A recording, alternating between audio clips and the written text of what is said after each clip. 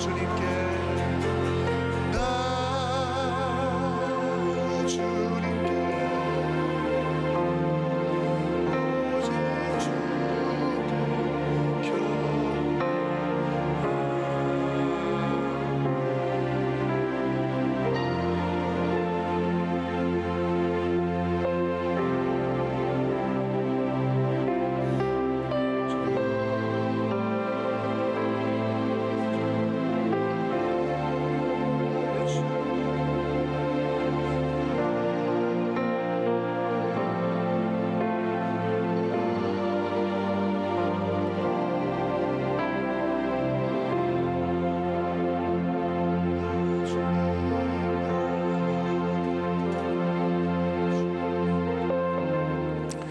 자, 우리 하나님 말씀 예레미야가 3장 18절 말씀부터 보겠습니다. 예레미야 3장 18절부터 26절까지 보겠습니다. 예레미야 3장 18절부터 26절까지. 자, 우리 짧죠? 짧으니까 우리 함께 읽겠습니다. 시작. 스스로 이르기를 나의 힘과 여호와께 대한 내 소망이 끊어졌다 하였도다. 내 고초와 재난 곧 쑥과 담접을 기억하소서. 내 마음이 그것을 기억하고 내가 낙심이 되오나 이것을 내가 내 마음에 담아두었더니 그것이 오히려 나의 소망이 되어사오면 여호와의 인자와 긍휼이 무궁하심으로 우리가 진멸되지 아니함이니이다. 이것들이 아침마다 새로우니 주의 성실하심이 크도소이다. 내 심령이 이르기를 여호와는 나의 기업이시니 그러므로 내가 그를 바라리라 하도다.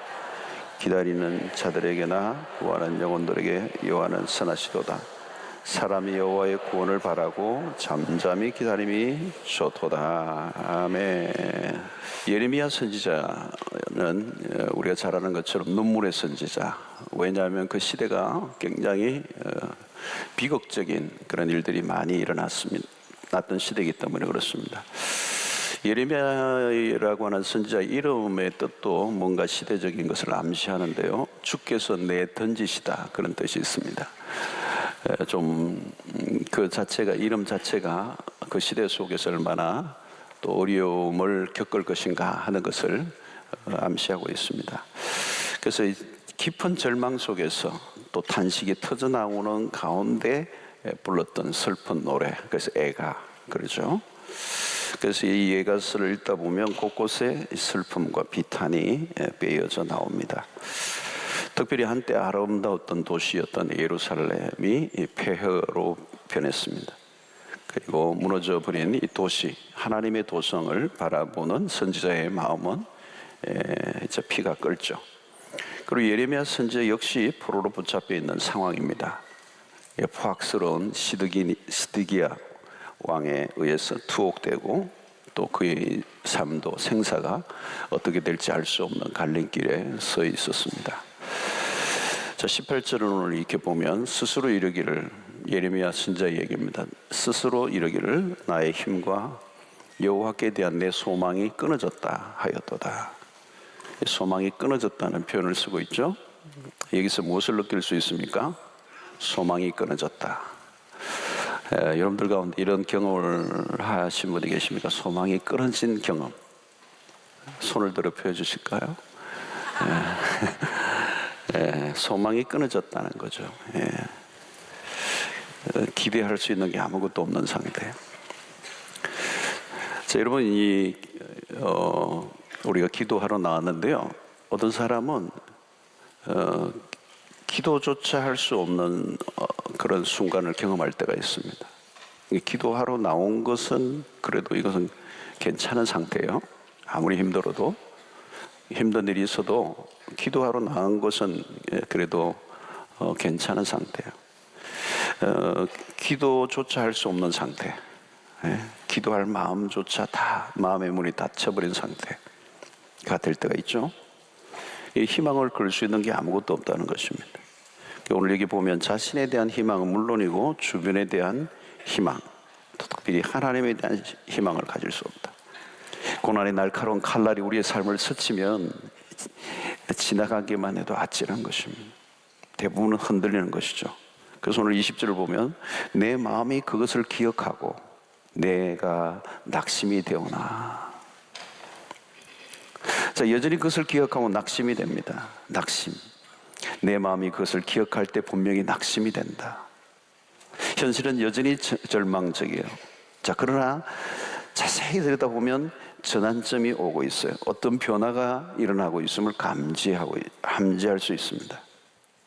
자, 21절을 보면 이것을 내가 내 마음에 담아 두었더니 그것이 오히려 나의 소망이 되었사오면. 그랬습니다. 자, 그것이 오히려 나의 소망이 되었사오면, 이제 캄캄한 동굴에 갇혀 있는데 어디선가 빛이 스며 들어오기 시작하고 있는 거예요. 여기서 중요한 것은 이것을 내 마음에 두었다. 기역판에서는 중심의 회상 한적이라는 단어예요. 확실한 것은 상황은 어떤 것도 바뀌지 않았습니다. 무엇이 바뀐 걸까요? 기억의 대상입니다. 내 심령이 그것을 기억하면서 낙심에 빠졌습니다. 그러나 지금은 무엇을 자신의 마음에 담고 기억해내고 있는가? 여러분, 우리를 가장 힘들게 하는 것은 무엇입니까? 아무런 희망이 없는 상태. 그러나 여러분, 더 들어가 보면 사실 그것이 아니에요. 더 가장 힘들게 하는 것은 희망이 없는 것이 아니라 거짓 희망을 안고 사는 것입니다. 희망한 것이 거짓이라는 것이 드러나면 어떻게 될까요? 그건 그것처럼 잔인한 것은 없습니다. 희망이 없는 상태는 그냥 희망하지 않았습니다. 그런데 거짓 희망은 이루어질 수 없는 것이 이루어질 것처럼 믿고 희망한 것이죠. 그때 그 희망한 것이 이루어지지 않았을 때 찾아올 수 있는 절망은 깊은 것입니다. 그래서 우리는 희망 고문이라는 말을 하죠. 희망할 수 없는 것을 희망하는 것, 그게 고문입니다. 여러분, 오늘 세상에는 끔찍하게 대기 오염들이 많아서 걱정을 하지만 그것보다 더 무서운 것은 이 사회, 이 세상에서 떠돌고 있는 거짓 희망이에요. 절망할 일이라면 빨리 절망을 해야 하는데 거짓 희망으로 사람들을 속이는 것입니다. 세상은 여러분 거짓 희망으로 가득 차 있어요. 선전들, 광고들, 화려한 문구들, 그것들로 사람들을 막 자극하죠. 그것을 충동해서 뭔가 희망을 품도록 속삭이는 것입니다. 그러나 그런 거짓된 희망은 사람들로 하여금 망상에 젖들게 하고 그것은 신기루일 뿐입니다. 세상에서 말하는 희망의 얘기는 다 신기루들이에요. 실현될 수 없는 것, 아니 실현되었다 할지라도 그것은 진정으로 우리에게 희망이 될 수 없는 것들을 희망하도록 부추기는 것이죠. 그것은 사기라는 거죠. 여러분, 거짓 희망은 이루어질 수 없는 것을 이루어질 것처럼 말합니다. 그러나 여러분, 신앙의 세계에서 말하는 소망은 달라요. 이루어질 것에 대한 소망입니다. 그러나 문제는 그것이 현재에는 보이지 않는다는 거예요. 거짓 희망은 마치 이루어질 것처럼 너무도 우리 주변에서 우리의 눈을 현혹하며 우리 앞에서 어른거립니다. 그러나 그것은 가짜예요. 그건 신기루예요. 그러나 하나님이 우리에게 약속하는 소망은 현실에서 보이지 않아요. 그래서 사람들은 이 참된 소망을 붙들지 않고 거짓된 희망을 붙들려고 노력을 하는 것입니다. 여러분, 거짓된 희망은 무엇일까요? 그냥 내일 잘 될 것이라는 거예요. 여러분, 그러나 이 내일이라고 하는 시간은 모든 걸 보장해 주지 않습니다. 그들이 말하는 내일은 막연한 내일이에요. 단순히 아련하고 모호한 내일입니다. 그러나 우리의 소망은 달라요. 그 소망은 하나님과 연결되어 있기 때문에, 하나님의 약속과 연결되어 있기 때문에, 하나님의 계시의 말씀과 연결되어 있기 때문에, 믿을 수 없는 어떤 사람이 내뱉은 막연한 공약이 아니고 영원하신 그리고 신실하신 하나님이 우리에게 주신 계시의 말씀. 예레미야는 지금 참혹한 절망 속에 소망을 발견하고 있습니다. 21절에 보니까 이것을 내가 내 마음에 담아두었더니 그것이 오히려 나의 소망이 되었사오면. 지금 예레미야는 절망적인 상황에서 소망을 찾아내고 있습니다. 자, 여러분, 우리가 관심을 가져야 할 것은 지금 상황은 전혀 바뀌지 않았다는 거예요. 예레미야가 소망을 말하는 이유가 무엇입니까? 오히려 나의 소망이 되었사오면 이라는 이 지점에서 우리가 그냥 지나치면 안 돼요. 우리는 너무 쉽게 소망으로 넘어가려고 합니다. 그러면 또 다른 희망 고문이 되는 거예요. 여러분, 예수님이 변화산에서 모세와 엘리야와 함께 용모가 변화되는 사건이 있었죠. 변화산 사건입니다. 그때 베드로가 무슨 말을 했습니까? 주님, 여기가 너무 좋습니다. 초막 셋을 짓고 여기서 삽시다 하는 거죠. 너무 좋아가지고 아마 이 베드로가 또 주로 잘 졸잖아요. 졸다가 딱 눈 떴는데 막 완전히 주님이 그냥 변화된 모습으로 옷도 그냥 그렇게 휘어질 수 없는 만큼 환한 그 경이롭고 신비로운 모습으로 딱 서 있고 모세와 엘리야까지 하고 대화하고 있으니까 이건 뭐 천국이죠. 내가 천국에 왔나? 그 황홀한 순간에 엑스타시 경험을 한 거예요. 영적인 깊은 그런 몰입이 되는 사건을 만난 거예요. 그냥 가슴이 막 뛰고 흥분이 되는 그런 순간에.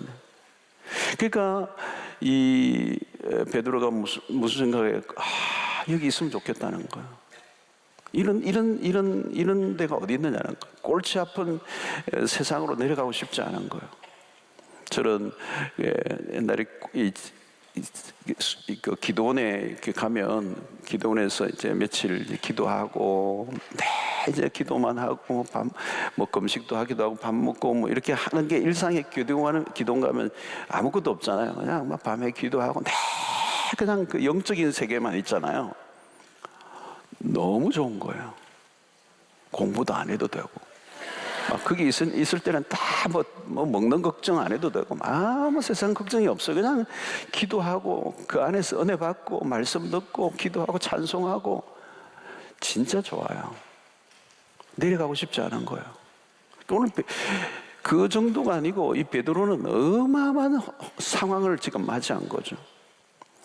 그러니까 초막셋을 짓고 여기 살고 싶습니다라고 하는 이것은 뭐예요?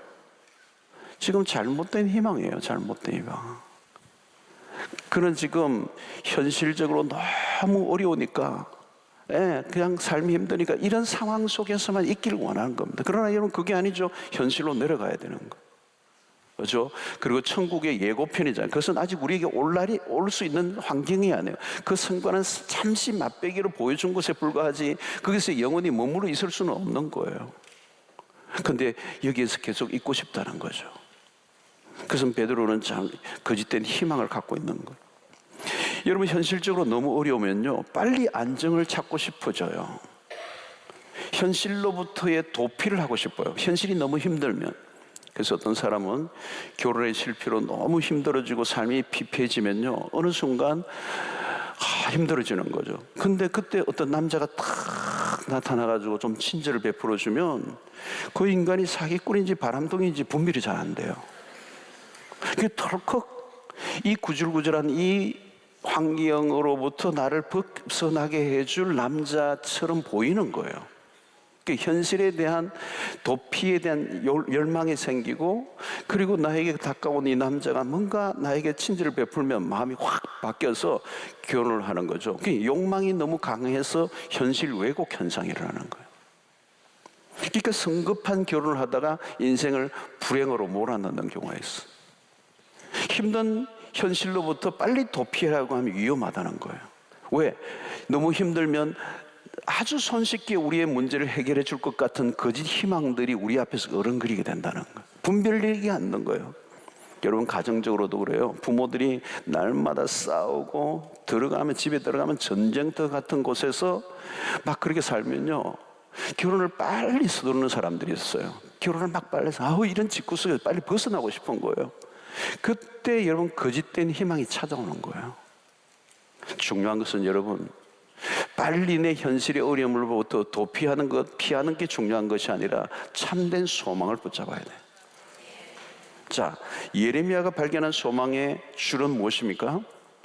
왜 오히려 나의 소망이 되었다고 고백합니까? 22절을 보십시오. 여호와의 인자와 긍휼이 무궁하심으로 우리가 진멸되지 아니함이니이다. 자, 이것은 뭡니까? 하나님의 성품을 얘기합니다. 예레미야가 지금 하나님의 성품을 떠올리고 있는 거죠. 그가 떠올리고 있는 기억의 세계는 참 복잡해요. 기억의 세계 안에는 숱한 아픔들이 새로 끓입니다. 19절에서 언급했던 것처럼 내 고초와 재난, 곧 숙과 담접들이에요. 더 이상 생각하고 싶지 않은 경험들입니다. 아마 여러분 우리의 기억의 저편에도 밀려오는 것들이 있을 거예요. 때로는 잠을 자다가도 벌떡 일어나 악몽 같은 것들을 꿀 때가 있습니다. 트라우마, 여러분 우리가 흔히 얘기하는 요즘 외상 후 스트레스를 장애를 겪는 사람들이 많이 있잖아요. 사랑하는 사람들로부터 겪었던 배신, 때로는 처절한 실패들, 그리고 내가 붙들고 있던 것들의 상실들, 이런 것들이 있을 때 그런 기억들이 내 삶에 밀려오면 그때는 미치잖아요. 자, 예레미야는 지금 기억의 저편에 다른 것이 떠올랐어요. 그것만이 아니라 자기의 그 끝에서 다시 떠오르는 한 생각이 있는데 그게 뭐냐? 하나님이란 하나님. 그런 지금 그럽니다. 여호와의 인자와 긍휼이 무궁하심으로 우리가 진멸되지 아니함이니이다. 죽을 것만 같은 상황이 일어나고 있지만 예레미야가 생각해보니 지금 자기가 살아있는 거예요. 그 살아있는 이유는 뭘까요? 여호와의 인자와 긍휼이 무궁하셨기 때문에.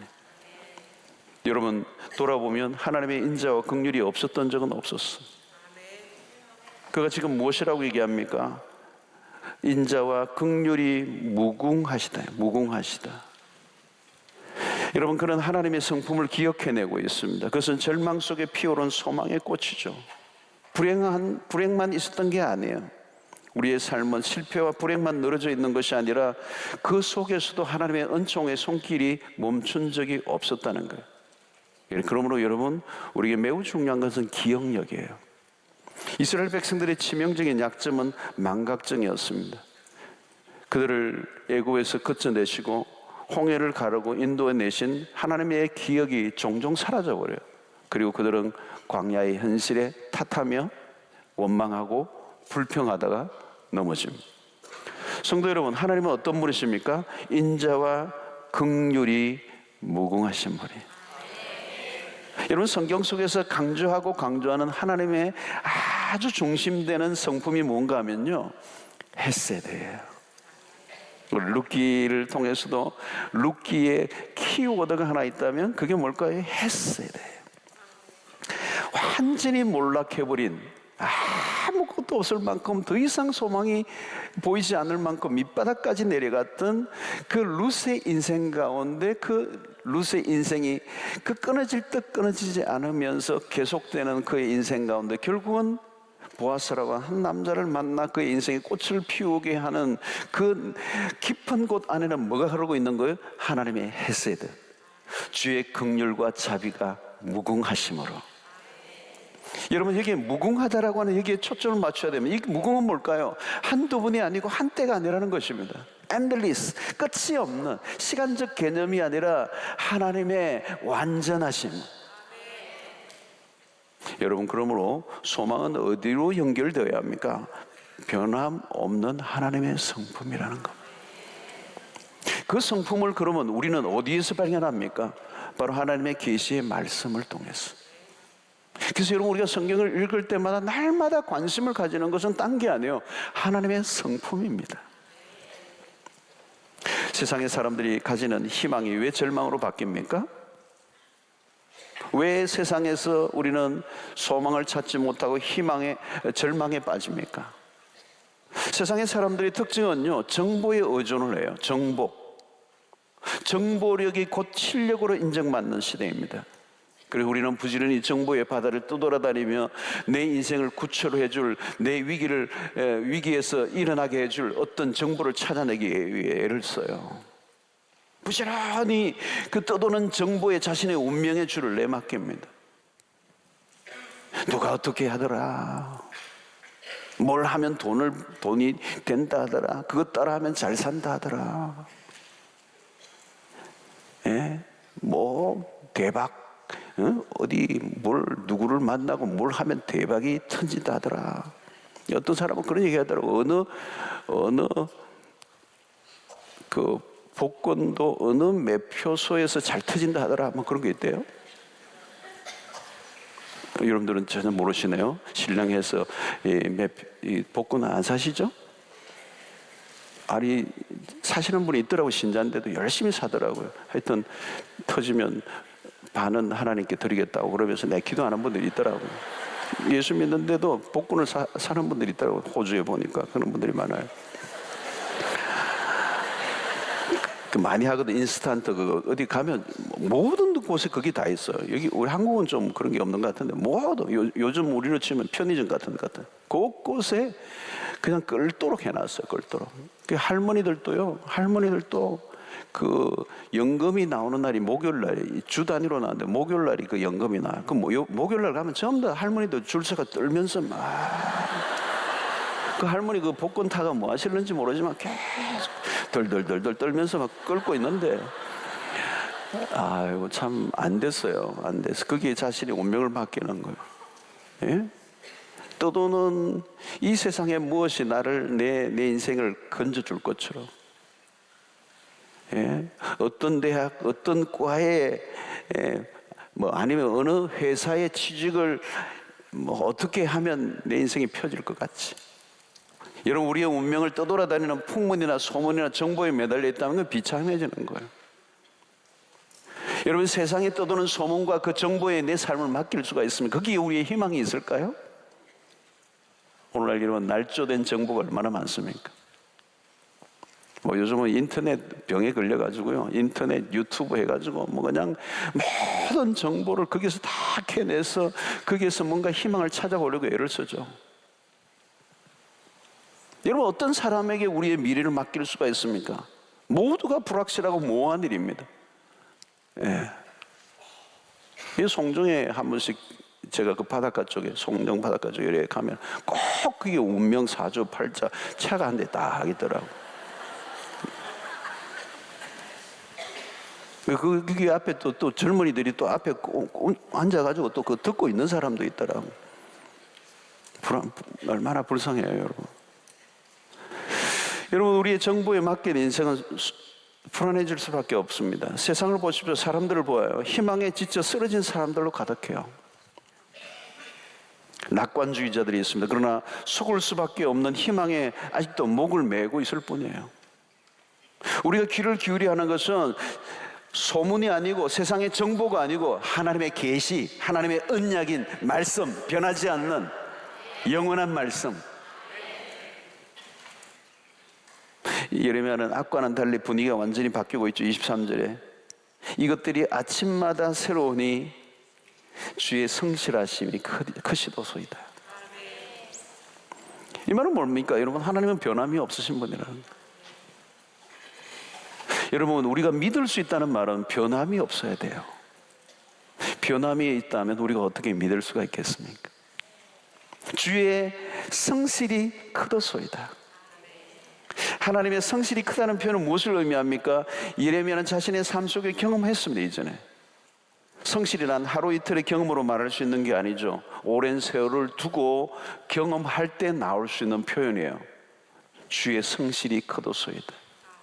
하나님이 내 인생 가운데 돌아보면 당신의 그 자비와 긍휼이 멈춘 적이 없었다는 것. 그래서 그 하나님에 대해서 그 성품을 노래하는 겁니다. 주의 성실이 크도소이다.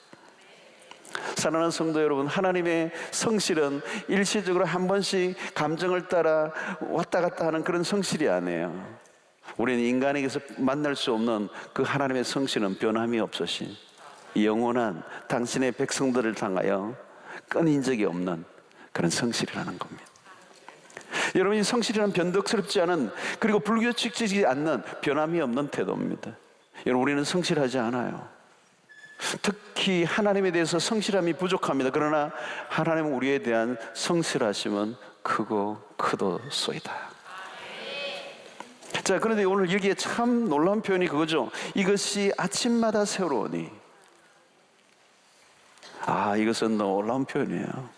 아침마다 새롭다는 주의 성실이 크도소이다.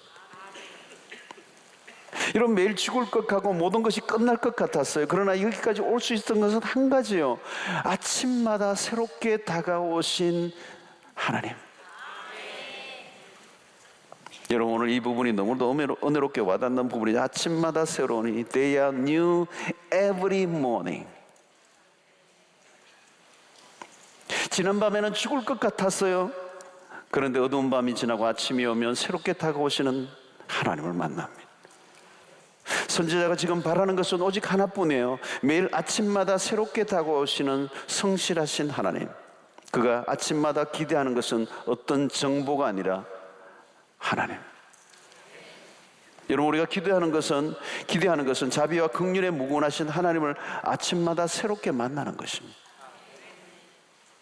여러분, 여기 아침마다 새롭다는 이 표현은 놀랍습니다. 이 세상에 더 이상 무료하고 의미 없는 반복된 삶을 이제 더 이상 살지 않는다는 겁니다.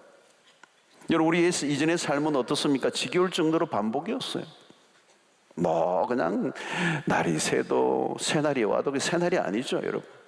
카렌다를 바꿔도 새로운 날이 아니에요, 여러분. 그죠? 새해가 됐다고 새해가 됩니까, 여러분?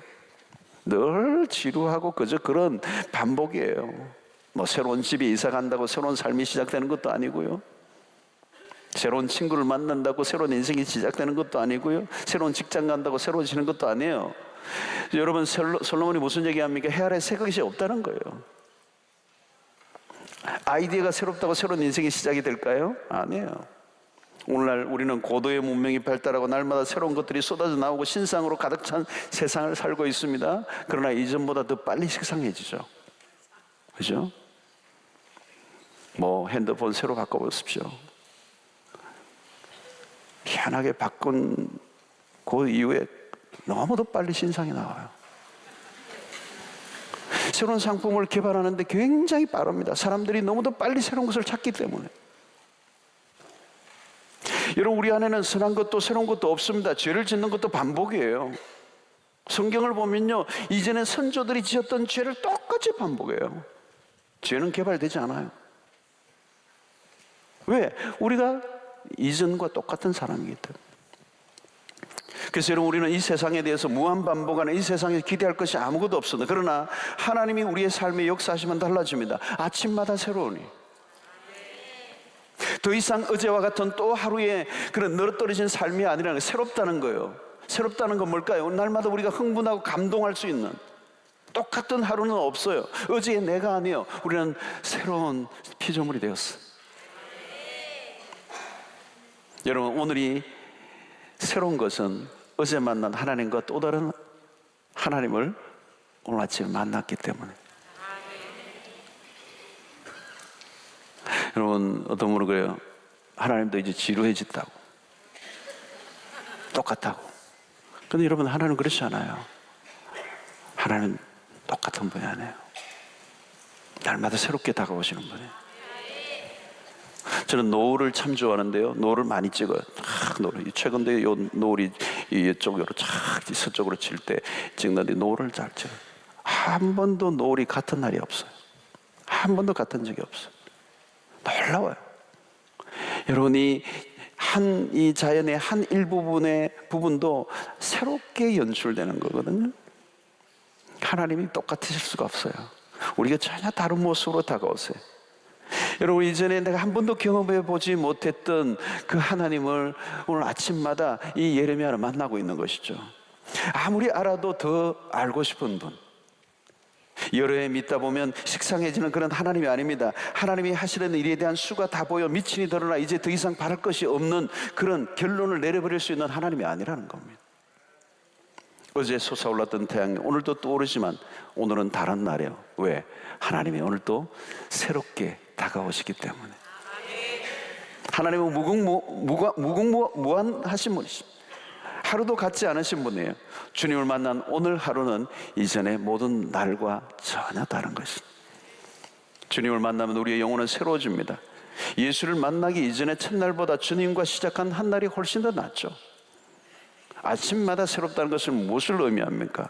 이제 우리의 삶은 하나님에게서 잊혀진 존재가 아님을 알려주는 것입니다.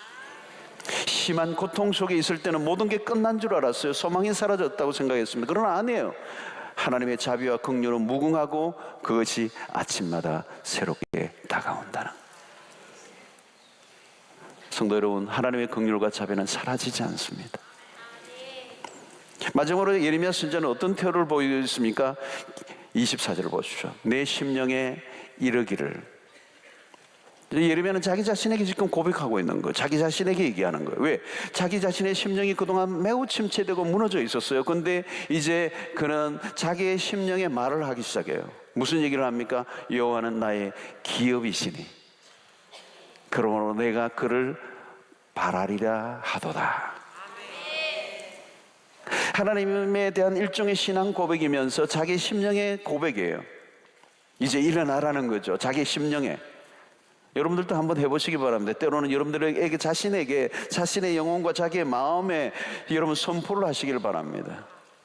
어떤 바깥으로 보기에는 자기 자신에게 선언을 하는 거죠. 하나님은 나의 기업이십니다. 내가 그를 바라겠습니다. 여러분, 여기서는 여호와는 나의 기업이라는 이 표현은 엄청난 것이죠. 여러분, 이 기업이라는 이 단어는 나누다라는 동사에서 나왔습니다. 나누다.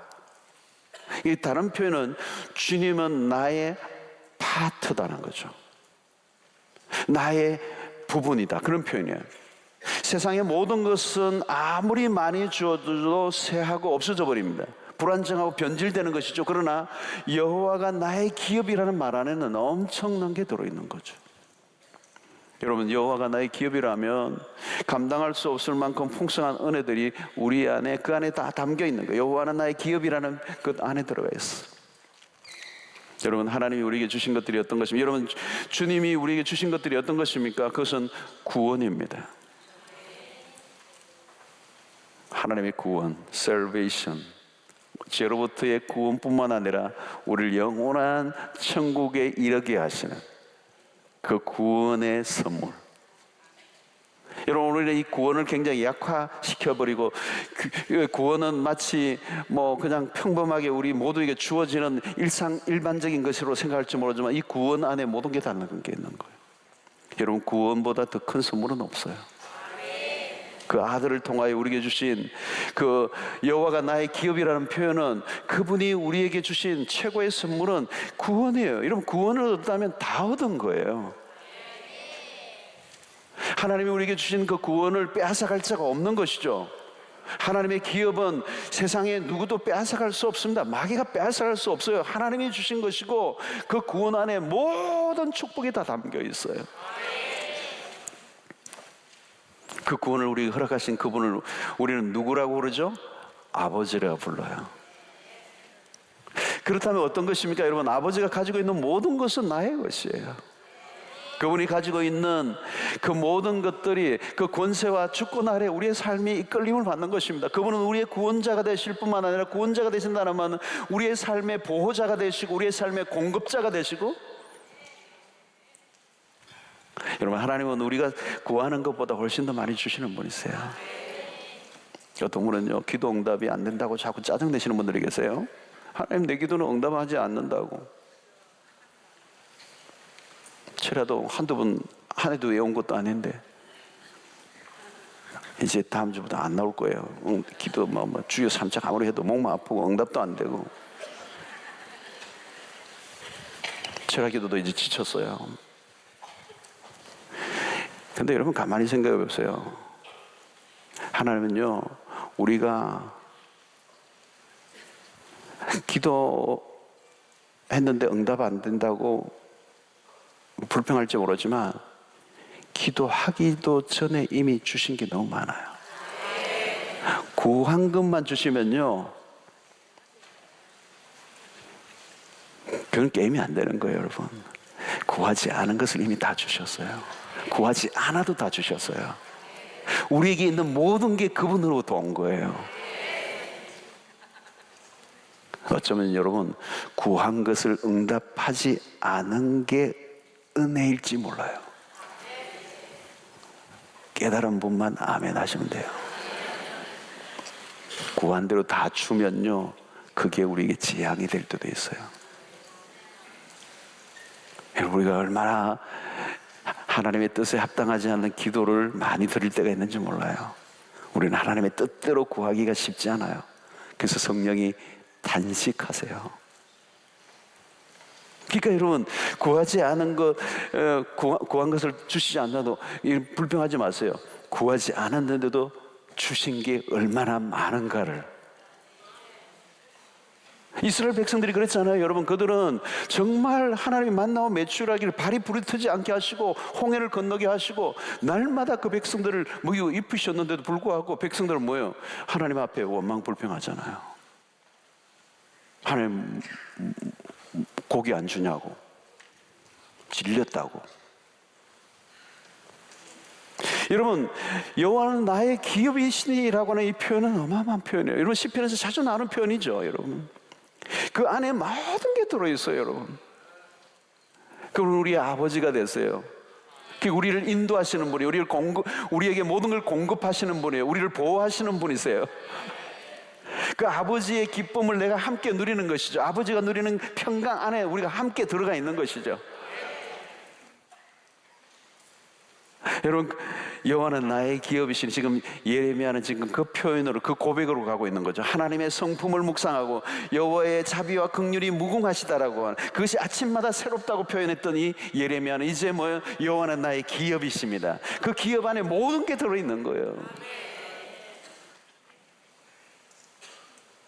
자, 그래서 오늘 우리가 할 일이 딱 하나가 있다는 거예요. 그게 뭐예요? 잠잠히 하나님을 바란다는 것입니다. 여기 바란다는 이 표현은 기다림을 얘기합니다. wait. 그냥 기다림이 아니라 그에게 소망을 둔다는 것이죠. 무엇에 소망을 둔다는 것입니까? 지금의 상황이 나아질 것이라는 것에 대한 소망이 아니요, 상황에 대한 기대에 초점을 맞추면 위험해집니다. 왜 사람들이 답답해하고 불안해합니까? 기대하는 것의 대상의 문제예요. 상황이 바뀔 것에 대한 기대를 가지면 또 불안이 오고 답답해져요. 또 침체에 빠져요. 그러나 오늘 예레미야는 그 바라는 대상이 뭐예요? 오직 하나님이에요.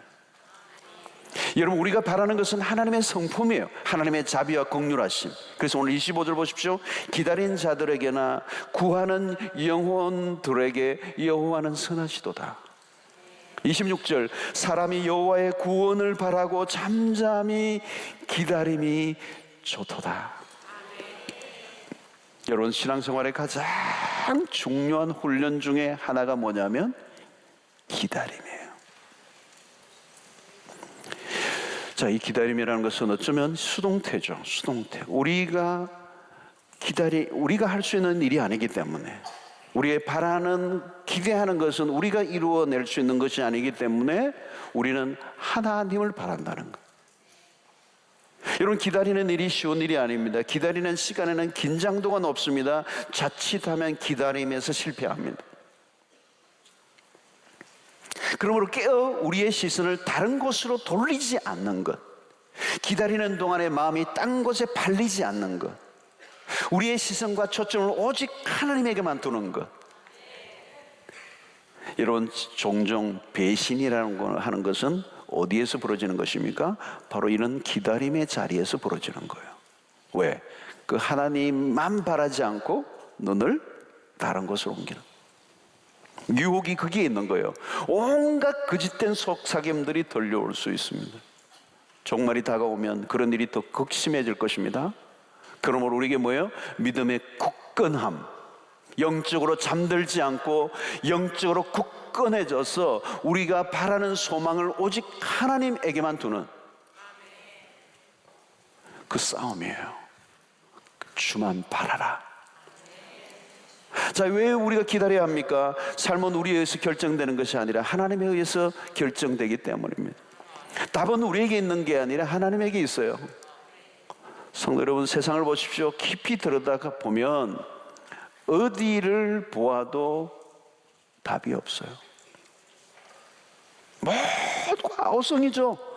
여러분, 오늘 이 세상이 아우성입니다. 아우성. 답이 없는 세상이에요. 답이 없는 세상. 오늘 21세기 예수님이 오실 이 때가 가까운 이 마지막 세기 말의 이 시대는 문명사적으로 종말이에요. 황혼이 깃들어서 문명사적으로도 황혼이 깃들어져서 완전히 역사의 마지막 어떤 모든 영역 속에서도 답을 못 찾아요. 답을 못 찾아요. 뭐 세계의 뭐 경제 문제도 마찬가지고요, 정치 문제도 마찬가지고, 무슨 이데올로기의 문제도 마찬가지고, 과학의 문제도 마찬가지고, 철학의 문제도 마찬가지고, 세상의 문제도 모든 영역에 답이 없어요. 종교에도 답이 없어요, 여러분. 사람들이 아우성인 거죠. 카이오스, 혼란이에요. 세상에는 거짓 희망만 난무하고 있습니다. 임시 방편이지 진정한 문제 해결은 없어요. 그러나 여러분, 오직 답은 하나님 한 분이시죠.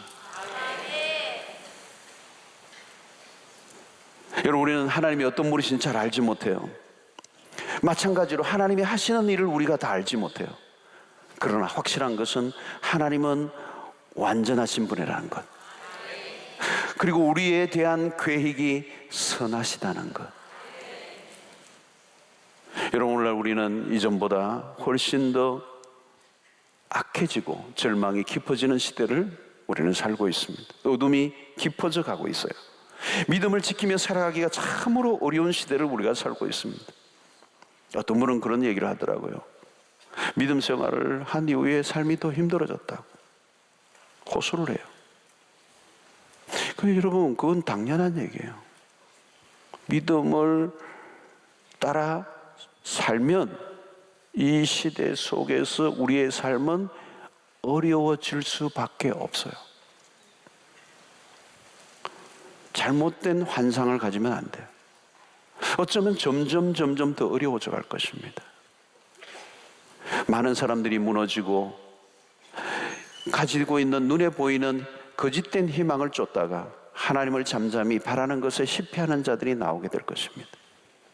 오늘 이 예레미야서를 통해 우리에게 주시는 말씀은 우리가 의지하고 붙들어야 할 것이 무엇인가를 분명히 가르쳐주고 있습니다.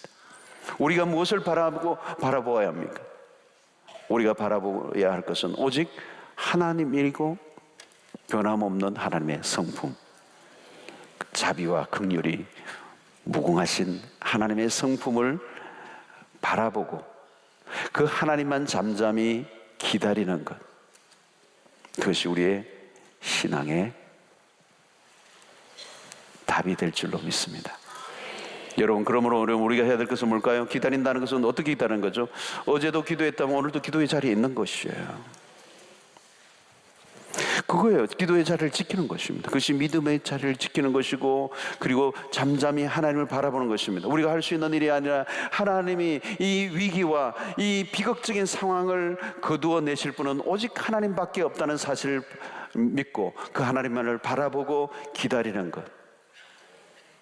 성도 여러분, 오늘 우리가 소망하는 것은 무엇입니까? 우리의 소망은 오직 하나님 한 분뿐임을 믿으시게 되기를 축원합니다. 어떤 분은 이 결론이 너무 뻔하다고 생각할지 모르겠어요. 아니죠, 여러분. 그 하나님에게만 답이 있습니다. 우리의 초점을 정확하게 맞추어야 합니다. 우리도 모르게 우리 현실 속에서 우리는 다른 것에 답을 찾으려고 할 때가 많아요. 거짓된 희망들, 이 세상에 떠도는 소문들, 수 없는 정보들, 그 사람들의 말, 그 변하고 사라져버리고 말, 무한하지 않는 것들에 우리에게 소망을 두고도록 유혹하는 속삭임을 단호하게 거절하고 묵묵히 기도의 자리를 지키고 믿음의 자리를 지키고 영원하신 하나님, 그 자비와 긍휼이 무궁하심으로 내가 진멸되지 않고 오늘까지 여기 오게 하셨던 그 하나님은 나의 기업이 되십니다. 그분은 아침마다 다가오십니다. 새롭게. 어제 절망하고 모든 게 끝난 것 같았지만 그런 아침마다 다시 새롭게 다가오셔서 우리를 회복시켜 주시는 그 은혜를 매일 기도의 자리에서 맛볼 수만 있다면 우리는 승리하게 될 줄로 믿습니다. 그 하나님의 성품을 묵상하시고 그 하나님을 잠잠히 바라는 은혜가 있게 되기를 바라고, 그 믿음의 자리에서 결코 흔들리지 않고 굳건하게 서서 주님에게만 소망을 두는 여러분들이 되시기를 주의 이름으로 축원합니다. 우리 찬송 하나 부르겠습니다. 286장입니다.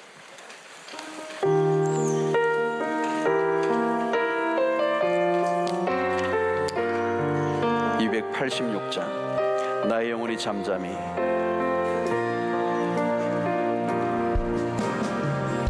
나의 영혼이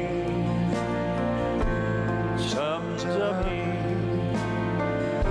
하나님만 바라며 나의 구원이 그에게서 나는 도다. 아멘.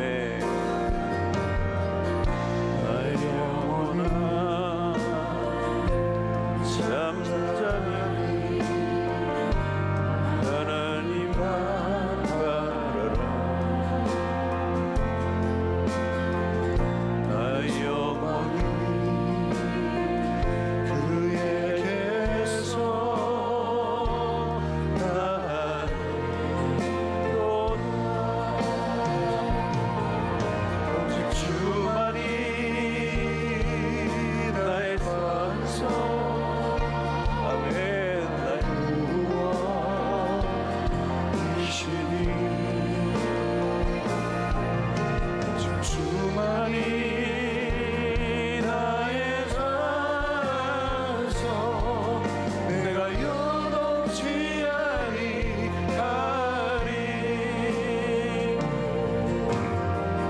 나의 영혼이 간절히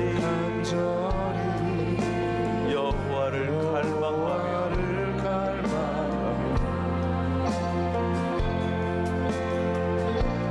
내 입술이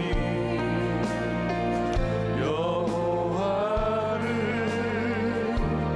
찬양하며. 아멘. 나의 영혼이 즐거이 여호와를 따르니 나의 평생에 여호와를 송축하리. 오직 주만이 나의 반석, 나의 구원이시니 오직 주만이 나의 산성, 내가 요동치 아니하리. 나의 영혼이 잠잠히 나의 영혼이 잠잠히 하나님만 바라며. 아버지, 우리의 영혼이 주님만을 잠잠히 바라며 우리의 스스로 하나님께만 고정하기 원합니다. 나의 영혼아 잠잠히 하나님만 바라라. 나의 소망이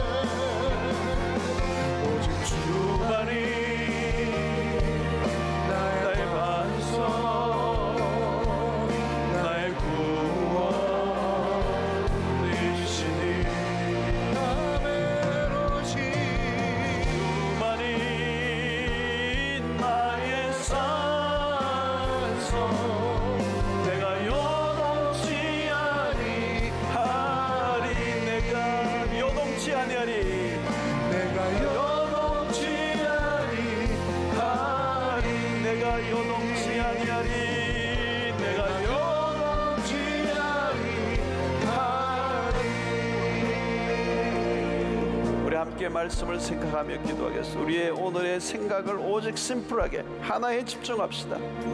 오늘 상황이 어떠하든 상관없어요.